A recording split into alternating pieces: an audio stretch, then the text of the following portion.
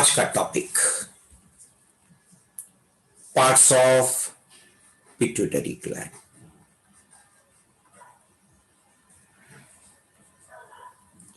Okay, so parts of pituitary gland. Okay, so अभी हमने दो रीजन्स देखा था। सबसे पहले ये जो रीजन हमने देखा था दैट वाज हेड रीजन। कौन सा रीजन था बेटा? Head region. लेकिन मैं वही रीजन अभी स्पेसिफाई करूंगा जो मैंने अभी आपको पढ़ाया। तो ये रीजन अभी हमने पढ़ा था न्यूरल रीजन। ठीक, इस न्यूरल रीजन में अभी हमने पढ़े थे ब्रेन, ब्रेन का फ्लोर।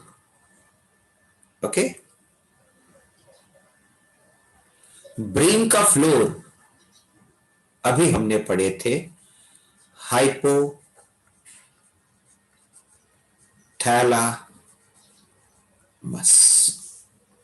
ठीक, और बाकी तो पढ़ना ही है बेटा हमको बाद में, ब्रेन के पार्ट्स। तो ये हो गया ब्रेन, ये हो गया न्यूरल रीजन। ठीक, उसके बाद अभी हमने पढ़ा था फेशियल रीजन।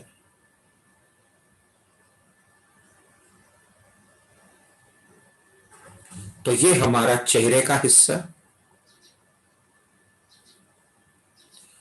चेहरे के हिस्से को अगर आपको याद होगा हमने पढ़ा था facial reason.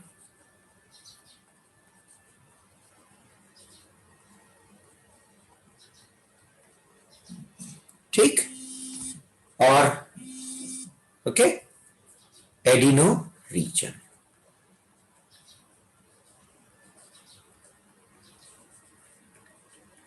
Done, let us start.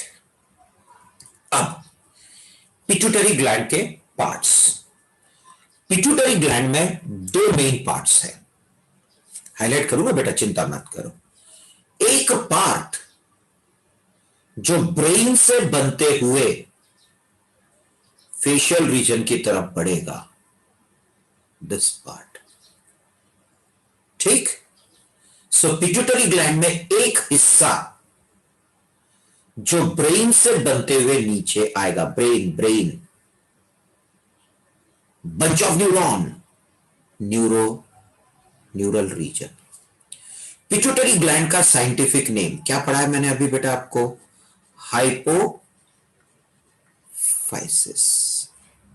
चलो यही चीज मैं अभी यहां पे बनाता हूं साइड में।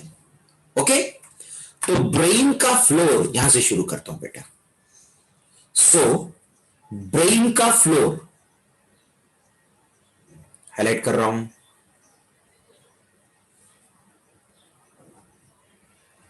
ये हो गया ब्रेन का floor. The floor of brain is called as hypothalamus, बराबर। और इसी थैलामस से पिट्यूटरी ग्लैंड का एक हिस्सा बनते हुए नीचे गया और कहां तक गया? फेशियल रीजन में। तो ये पिट्यूटरी ग्लैंड का वो पार्ट है जो न्यूरल रीजन से बनते गया, part of pituitary gland originating from neural region is called as neurohypophysis। समझो बेटा, ये पूरा हिस्सा मैंने यहां से यहां तक की बात किया। ये जो हिस्सा है, this complete part of pituitary gland is originated from neural region. That's why it is called as neurohypophysis.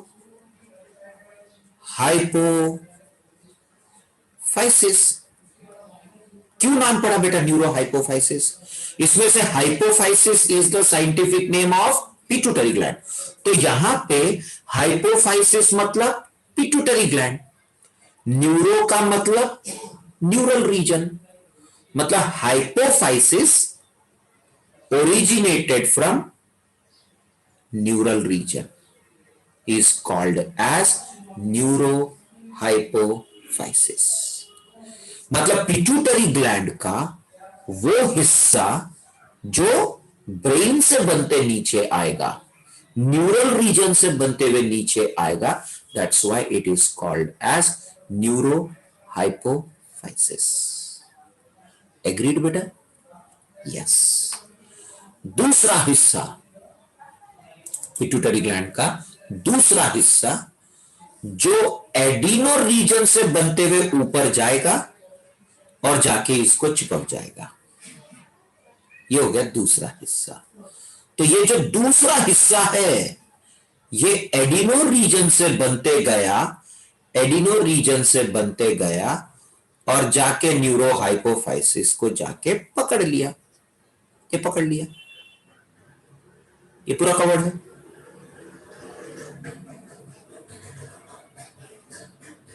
ठीक, एग्रीड? तो ये रीजन कहां से बनते गया? एडिनो रीजन से।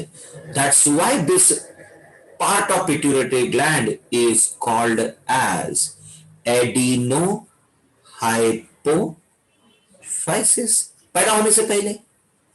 ठीक, तो पिट्यूटरी ग्लैंड का एक हिस्सा जो ब्रेन से बनते आया, न्यूरल रीजन से बनते आया, that is called as neurohypophysis, and another part of the pituitary gland जो बनते हुए कहां से गया? एडिनो रीजन से बनते हुए गया। that's why this part is called as adenohypophysis। Clear? मैं जोड़ता हूं बेटा, आप चिंता मत करो, हर चीज को जोड़ के दूंगा।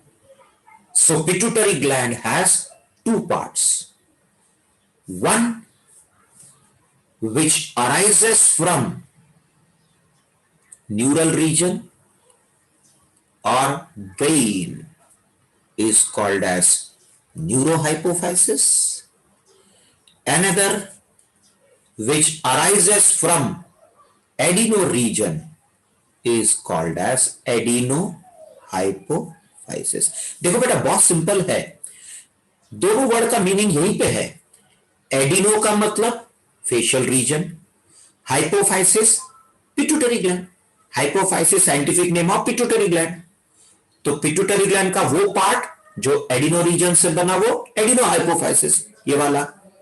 पिट्यूटरी ग्लैंड का वो पार्ट जो न्यूरल रीजन से बना वो न्यूरोहाइपोफाइसिस, क्योंकि इसमें भी भर के न्यूरॉन्स रहेंगी, क्योंकि ब्रेन किससे बना है बेटा? न्यूरॉन से। तो वही न्यूरॉन्स आपको कहां पे देखने को मिलेगा? न्यूरोहाइपोफाइसिस। फिर आप बोलोगे सर एडिनोहाइपोफाइसिस में न्यूरॉन्स मिलेंगे क्या? नहीं, क्योंकि एडिनोहाइपोफाइसिस एडिनो रीजन से बनते हुए गया जहां पे न्यूरॉन्स नहीं है। तो न्यूरोहाइपोफाइसिस में भर के क्या रहेगा? न्यूरॉन्स होगी। क्लियर? चलो, अब और कुछ पार्ट्स है जो हम यहां पे हाईलाइट करेंगे। सबसे पहले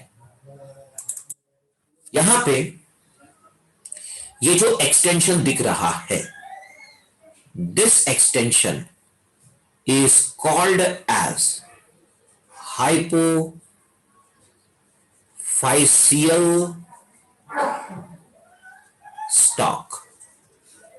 ध्यान से, हाइपोफाइसियल स्टॉक, स्टॉक मतलब लकड़ी, लटकने के लिए। हाइपोफाइसियल मतलब पिट्यूटरी ग्लैंड। जिस एक्सटेंशन से पिट्यूटरी ग्लैंड लटक रहा है, पिट्यूटरी ग्लैंड हाइपोफाइसियल, लटकने के लिए एक्सटेंशन स्टॉक। अब एक लॉजिकल एग्जाम्पल देता हूं फिजिक्स का। एक धागा आप टाइटली बांध दो तो धागे का शेप कैसा है बेटा? स्ट्रेट। देखो ना, धागे का शेप कैसा है? स्ट्रेट। लेकिन अगर आप उस धागे में अगर बीच में एक आधा ऑब्जेक्ट लटका दोगे तो जहां जिस पॉइंट पे आप ऑब्जेक्ट लटकाओगे वहां पे ऐसे अंदर की तरफ दबेगा जरूर। पहले धागे का शेप कैसा था? पहले धागे का शेप स्ट्रेट था। अभी भी धागे का शेप स्ट्रेट है बेटा, लेकिन जहां पे ऑब्जेक्ट लटका है वहां पे अंदर की तरफ दबेगा फिर बाहर आएगा। इसको इंग्लिश में डिप्रेशन बोलते हैं। अंदर की तरफ दबाना मतलब आप ऊपर से देखोगे तो अंदर की तरफ देखा दबा दिखेगा, नीचे से देखोगे तो उभरा हुआ दिखेगा ना। क्लियर? तो इसी डिप्रेशन को यहां पे अब हाइपोथैलेमस धागे जैसा, तो हाइपोथैलेमस पहले स्ट्रेट था, लेकिन ये पिट्यूटरी ग्लैंड इस पॉइंट पे लटकने की वजह से हाइपोथैलेमस का वो पॉइंट जहां पे पिट्यूटरी ग्लैंड लटकता है that is called as median eminence. क्या बोलते हैं बेटा? Median eminence. समझ में ये डिप्रेशन? क्योंकि हाइपोथैलेमस पहले स्ट्रेट, जैसी पिट्यूटरी ग्लैंड इस पॉइंट से ओरिजिन हुआ, पिट्यूटरी ग्लैंड के वजन से ये अंदर की तरफ दबा। तो डिप्रेशन ऑन हाइपोथैलेमस,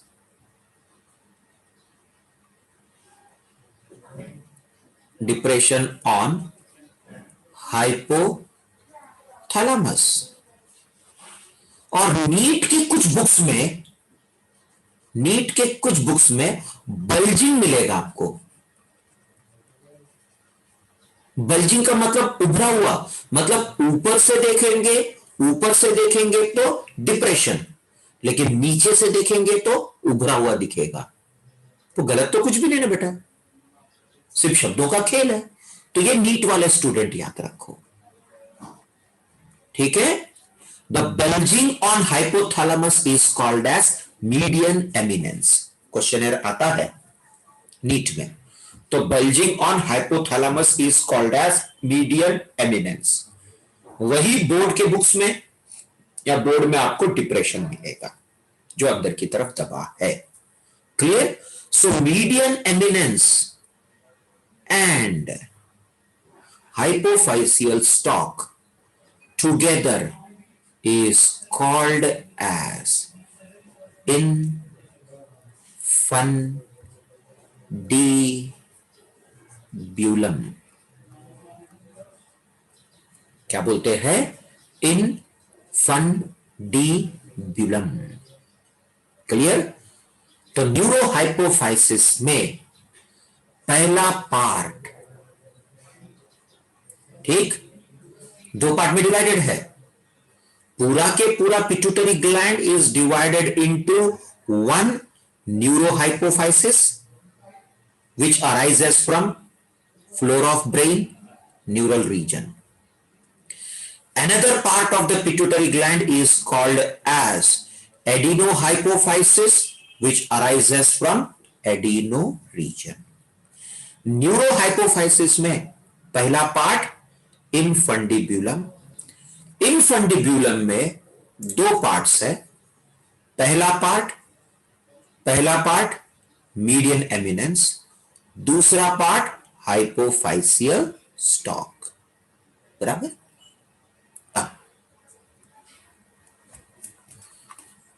अब इसके अंदर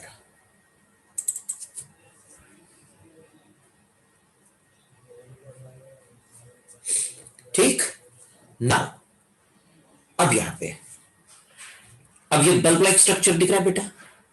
This bulb-like structure is called as pars nervosa.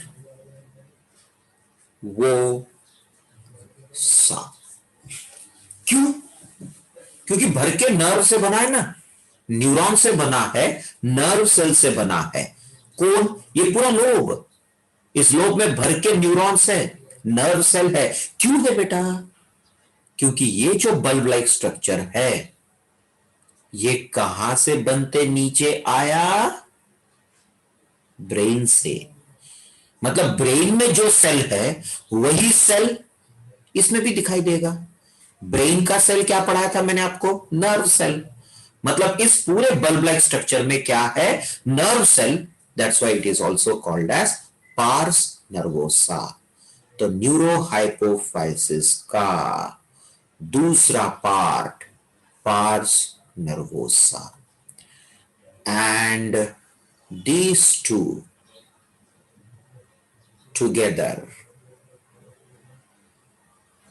is called as neurohypophysis. क्लियर? तो पिट्यूटरी ग्लैंड का पहला हिस्सा न्यूरोहाइपोफाइसिस, जिसमें दो हिस्से हैं, two parts. One is infundibulum, another one is pars nervosa. Infundibulum is divided into two parts, median eminence and hypophyseal stalk. Clear?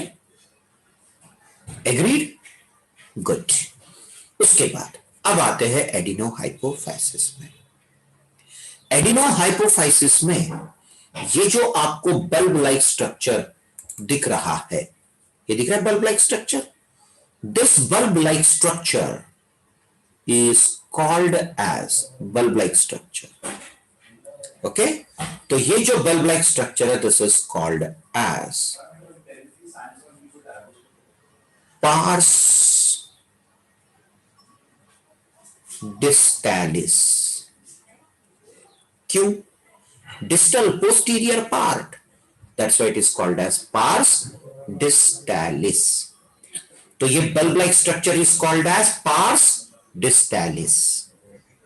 उसके बाद ये जो हिस्सा है जिसकी वजह से ये पूरा के पूरा हाइपोफाइसियल स्टॉक को लटका के रखा हुआ है, मतलब एडिनोहाइपोफाइसिस को हाइपोफाइसियल स्टॉक के साथ चिपका के रखने का काम ये ट्यूब लाइक स्ट्रक्चर ने किया है. इसीलिए इसका नाम पड़ा parse ट्यूबरैलिस.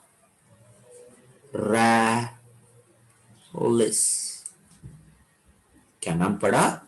Parse ट्यूबरैलिस. So the part of the adenohypophysis which is in tube-like structure encircling the hypophyseal stalk holding adenohypophysis is pars tuberalis. अब पार्स डिस्टैलिस और पार्स नर्वोसा के बीच में एक बारीक सा पार्ट दबा पड़ा है. मेरे मुंह से वर्ड क्या निकला बेटा? दबा पड़ा है.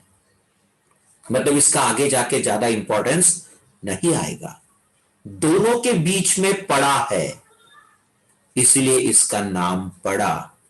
दोनों के बीच में पड़ा है बेटा, इसलिए उसका नाम पड़ा पार्स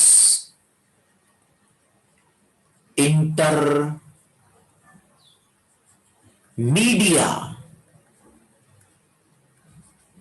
इंटरमीडिया मतलब दो के बीच में. पार्स डिस्टैलिस और पार्स नर्वोसा के बीच में पड़ा है, इसलिए उसका नाम पड़ा इंटरमीडिया. क्लियर? तो यहां पे टोटल 3 पार्ट्स हुए. एडिनोहाइपोफाइसिस में पहला हिस्सा पार्स डिस्टैलिस, दूसरा हिस्सा पार्स इंटरमीडिया, तीसरा हिस्सा पार्स ट्यूबरैलिस। एग्रीड? तीनों को मिला के all these three together counts adenohypophysis. Clear? Together it is what? Adenohypophysis.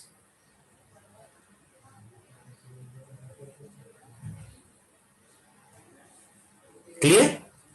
So एडिनोहाइपोफाइसिस में तीन हिस्से, pars distalis, pars intermedia and pars tuberalis. Clear बेटा? Here it is the end of pituitary gland. So pituitary gland के parts खत्म। So what is the conclusion here now? Summary, pituitary gland में दो हिस्से, एक न्यूरोहाइपोफाइसिस जिसमें दो parts, pars nervosa, infundibulum. Infundibulum में दो parts, median eminence, hypophyseal stalk. दूसरा हिस्सा एडिनोहाइपोफाइसिस जो एडिनो रीजन से बनते जाएगा। एडिनोहाइपोफाइसिस में तीन हिस्से, pars distalis, pars intermedia and pars tuberalis. Agreed? अब आते हैं थोड़ा सा नीट के कंसेप्ट पे। यहां खत्म हो गया बोर्ड्स बेटा। अब नीट, इसमें एक ओल्ड कंसेप्ट जरूरी है। ठीक है? सो एक ओल्ड कंसेप्ट है, मतलब पहले जो पिट्यूटरी ग्लैंड के बारे में मतलब जब रिसर्च हुआ था तब पिट्यूटरी ग्लैंड के पार्ट्स को अलग ढंग से डिफाइन किया गया था। तो एक एक पार्ट अपन अभी हाईलाइट करेंगे। अब यहां पे ये जो पाउच है, पहला, ये पहला, एक एक चीज हाईलाइट करके दे रहा हूं बेटा मैं। दिस पार्ट एक हिस्सा बता रहा हूं, जो एडिनो रीजन बताया मैंने। तो एक्चुअली ये जो पर्टिकुलर पार्ट है, माउथ, ठीक, mouth is also called as oral region. अब नीट में आगे बेटा, ठीक, पैदा होने से पहले जब बच्चा बॉडी के मदर के बॉडी में बन रहा है तो उस समय में एक्चुअली जो एडिनोहाइपोफाइसिस है, ये एडिनोहाइपोफाइसिस एक्चुअली ये माउथ रीजन के हिस्से से बनता है, इस पाउच से। और इस पाउच को नाम दिया गया है, जिस पाउच से ओरल रीजन में पाउच होता है, लेकिन एम्ब्रियो मतलब जब बच्चा बनता है, that pouch is called as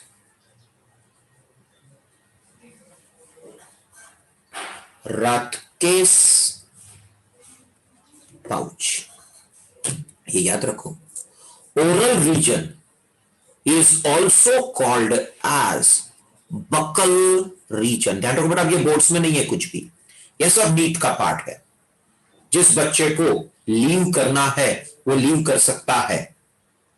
okay, now ये oral region, clear? This oral region is also called as buccal reason.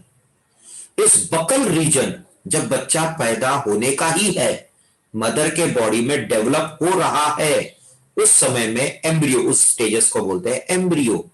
तो उस समय में ये बकल रीजन में एक पाउच तैयार होती है, that is called as Rathke's pouch.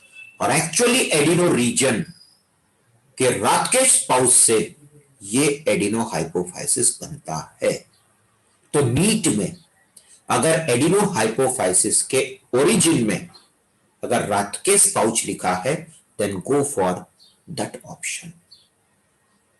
अब ओल्ड कंसेप्ट के अनुसार पिट्यूटरी ग्लैंड के लोब्स आते हैं एक एक मुद्दे पे हम, ठीक। पिट्यूटरी ग्लैंड, पिट्यूटरी ग्लैंड में लोब्स मतलब पार्ट्स, तो पार्ट्स में पुराने कंसेप्ट के अनुसार पिट्यूटरी ग्लैंड में 3 लोब्स उन्होंने डिफाइन किया था। पहले लोब्स में डिफाइन था वो, सबसे पहले पार्स डिस्टैलिस पहला लोब, फर्स्ट ये वाला लोब रहेगा, पहला लोब, ओके। दूसरा लोब पार्स इंटरमीडिया, और तीसरा लोब पार्स नर्वोसा, जो आज इसको इस नाम से जाना गया। पहले पुराने कंसेप्ट के अनुसार पिट्यूटरी ग्लैंड में सबसे पहले अलग अलग हिस्सों में सबसे पहले था लोब्स।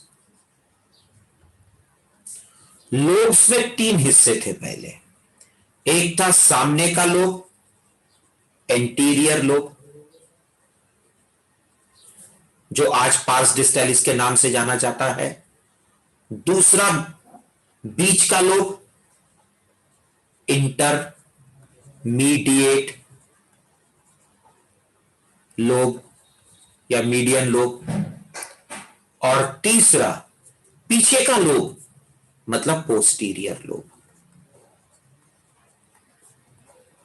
ध्यान रखो, एंटीरियर लोब जो आज के तारीख में पार्स डिस्टैलिस के नाम से जाना जाता है, इंटरमीडिएट लोब जो आज के तारीख में पार्स इंटरमीडिया के नाम से जाना जाता है, पोस्टीरियर लोब जो आज के तारीख में पार्स नर्वोसा के नाम से जाना जाता है।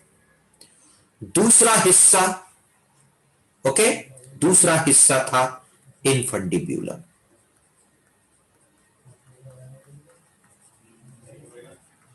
इस इनफंडिब्यूलम में मीडियन एमिनेंस, हाइपोफाइसियल स्टॉक और ये ट्यूबरालिस। ये ट्यूबरालिस पहले इतना मायने नहीं रखता था, और आज भी only the lobes of pituitary gland, okay, only the lobes of pituitary gland secretes hormones. तो हार्मोन कौन सीक्रेट कर रहा है बेटा? Only lobes. मतलब हार्मोन कौन कौन सीक्रेट कर रहा है? Pars distalis, pars intermedia and pars nervosa. ये 3 ही ऑर्गन, ये 3 ही parts of pituitary gland secretes hormones. Agreed? बाकी कोई पार्ट हार्मोन सीक्रेट नहीं करता है। Okay, done. और अभी अपन ने, याद होगा आपको, स्पिनॉइड बोन, ये हो गया स्पिनॉइड बोन। और कैविटी क्या पढ़ा था बेटा? सेला टर्सिका। तो ये कैविटी सेला टर्सिका और ये स्पिनॉइड बोन। क्लियर?